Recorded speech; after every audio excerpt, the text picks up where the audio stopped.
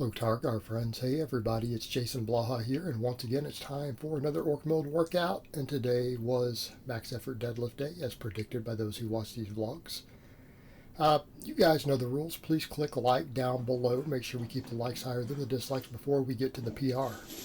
And we did get a PR for those who saw the preview, so reach down there and give me a like just for the PR. Thank you so much. Alright, here we see me with 54 chains, and notice the chains are fully off the ground. I'm only counting the chain weight off the ground. I'm not counting the full lead chain because it's on the ground, but definitely my normal chains, the way I set them this time, they are completely up in the air. So we got 575. This went pretty good. Looks a little slow near my sticking point, but I pulled past it and lock it out. Went up 20. Went up 20. This was grindy.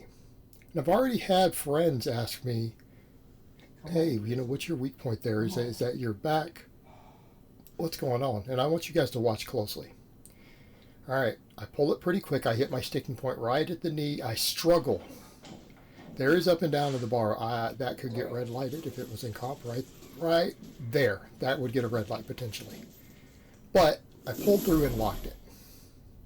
Okay, my back was strong enough to lock it hard at the top. My glutes were able to lock it hard at the top. All right, that spot right around the knee and slightly above, that's my sticking point. That's hamstrings. On conventional. If it's sumo, it's totally different. I need more hamstring work. But I said that last time, right? I've said that when I've missed other things at this point. I'm like, well, my grip is going good. I'm going to keep doing the grip training, but hamstrings need more work. And I need a real hamstring exercise. That's why we're doing the glute ham raise. Right? That's why. I'm not going to do good mornings for a bit because I don't need them. I have my reverse hyper. And I used it to warm up between every set on the deadlift with just 90 pounds. And it really helped. Like, I noticed it makes my low back feel really good. So I feel confident that that reverse hyper combined with a heavy focus on the glute ham raise, all the other stuff I'm doing, the grip work, I think it's going to take me up to where I want to go. Now, hip thrusts. Did 5x10 with just 430 today. That's good for now. I'm going to try to micro load it up. Now, some people will argue about some of my hip thrusting and glute bridge movements. They won't argue, but I have other videos coming out about those. They're just way down the pipe. Like, well, I don't like the way that you do it. It's like, well, I don't care. I'm stronger than you. And I hate to have to say that, but this is a hypertrophy exercise to build the muscles of my squat primarily, my deadlift second. This is really all I do for my squat other than just do max squats. My squat keeps climbing. So what I would say to those people is, am I doing it wrong? Objectively speaking, my squat is getting really high. My current squat at my body weight and age class is easily national level competitor. This is what I use to build my squat. I don't think it's going too badly. Okay. Now, that being said, we can always improve things. But was happy with it today. Let my quads up a lot. And I did a little bit of the reverse hyper, and it helped take any cramping in the low back out.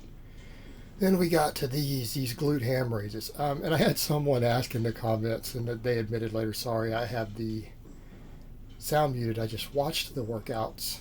They didn't understand this is a hamstring exercise. This is not being done as a back extension. Okay, this is about contracting my hamstrings maximally against that band. And these are tough on your hammies. I'm going to keep working at them, keep building them up, more and more volume, and then we'll increase the tension once I can start getting more reps with this. And went for an 11th rep on the last one. This is going to be a slow grind because I'm always PRing and hitting other stuff first. So my hamstrings are worked heavily by the time we get to this. And then we do 5 sets of it. But I'm going to keep hammering this because this is the one exercise that can fully develop all 3 heads of the hamstring. Most of my other hip hinge movements can't. Okay, there's a lot of hamstring work involved in my hip thrusts or glute bridges, even my reverse hyper. But this is kind of the king of hamstring builders as far as anything we have out there. Not saying some other combinations can't compete, but nothing beats it. You're going to get maximum hamstring development out of this exercise. And usually we don't say, oh, you could get maximum development in a muscle out of one movement, because oftentimes you can't. This is one of those exercises where in theory you should be able to, because it actually works all the functions. Now, that being said, obviously I have other hamstring stuff in there, right? We have other hamstring builders. That hip thrust works the hamstrings pretty dang good. Reverse hyper, other stuff. But this is going to be a heavy, heavy focus because the hamstrings are a weak link in my deadlift. Right? It was grip. We fixed the grip, and we keep working the grip because the grip was historically a weak link. It will become a weak link again if I back off. If I back off on my grip training, the grip could very, very quickly turn into my limit again, especially as I get stronger. But as of right now, my deadlift is limited by hamstrings. Notice my sticking point. Notice my sticking point. And then I blast through that sticking point. As soon as I get through that sticking point, what happens even against chains? The weight is getting heavier, not lighter, and I just blast through and locked it really fast as soon as I hit through there. I'm plenty strong at the lockout, and we'll keep exploiting that. We'll keep using the chains to exploit that. And I'll keep having to hit that sticking point, and we can really, really assess what's going on with that. But I really need to spend this entire phase, this entire training cycle, hammering my hamstrings as hard as possible, along with all the other muscles we're doing, glutes, quads, all that. I don't feel like, because of my popping off the floor pretty good, and the same muscles really involved with the squat are so heavily involved with popping the deadlift off the floor, it doesn't feel like a weak link. My squat's just climbing. Then we get to the rows. These first couple sets went easy, then they get more challenging. I'm still using the micro loading I'd added before. And I've had people ask, aren't you going to vary these? No, I don't need to, especially because I've got the axle bar. The axle bar is part of my grip training, and I'm getting a phenomenal back pump doing these while training my grip. If I do any variation, it'll be throw chains over it, right? And just use the same bar. And the grip width gets varied all the time anyways. Now, after these, I did some chain curls. I don't normally do chain curls. I've got the dumbbell handles now, though. I've got basically the cable handles I got. Really makes it easy for me to do movements like that. I thought today I would do some chain curls, because I still do the banded curls, like at least one set every day. But I do feel like I need a little extra bicep stimulation sometimes, especially after I row, because my biceps kind of get started doing this rowing, and my biceps are still lagging a lot. And I struggle to feel my biceps. Okay, and it needs to be made clear because of the old damage and stuff I have. I struggle to feel my biceps. And some of it could be the weak connective tissue that my brain doesn't want to let me contract my biceps hard because of the old bicep tear. It's one reason I'm really, really focused on building the connective tissue, doing those movements that increase blood flow also by doing the really high rep band curls, hoping with the connective tissue building and extra capillary beds and things like that, it'll let me rebuild my biceps. Because I actually had reasonably big biceps in my 20s before my injury. And since then, it's just been a disaster. So, I need to work on that. And I feel like doing like just 3 sets to failure of high rep, maybe some chain curls. And they felt good. I predicted they would actually give me that contraction that I wanted, and they really did. I noticed they really caused me to contract hard at the top. And my biceps are actually a little sore from doing them. And I don't normally feel my biceps. So I think we're on the right track. And I don't think that it's just the chain curls alone that's doing it. I think it's all this other stuff I'm doing, and all of the really high rep band curls, I think, are building me the capacity to do that again. Because I do need to bring them up. And it's not that I care that much. It's that, again, stronger biceps, less chance of tearing on the deadlift. Bigger biceps equal better bench. Potentially they can add a little bit. And then I'm a YouTuber, and over time I have to build those silly aesthetic muscles.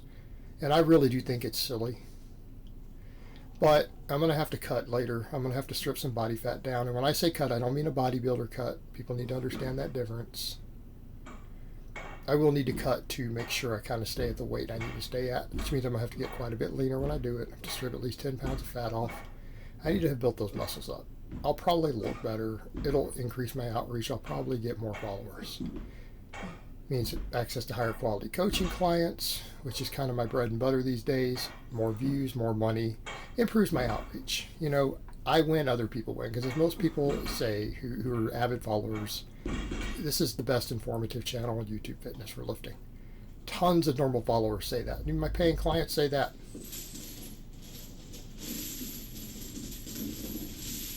So it'll actually help people. Like a lot of these guys who are so misguided right now, just my invoker strength training could really help them be better. So it's a win-win for everybody. So I need to go ahead and keep working on them in ways that don't inflame my tendons, which generally means nothing under 15 reps. It's all high rep. In this case, they were all 20 plus. Something in the 20 to 23 rep range for these. And yeah, I had to connect a second chain at the bottom to help with the swing to some extent. That helps a lot. But yeah, I felt these quite a bit. And I'll do a set of the band curls later tonight just for the tendons because I need to do that. So I'll do a set of those. But again, after having done the 5 really high rep sets of rows, especially with the axle bar, you do feel your arms in general more with the axle bar. Even though now I'm starting to really get good back pumps so that my grip is on point,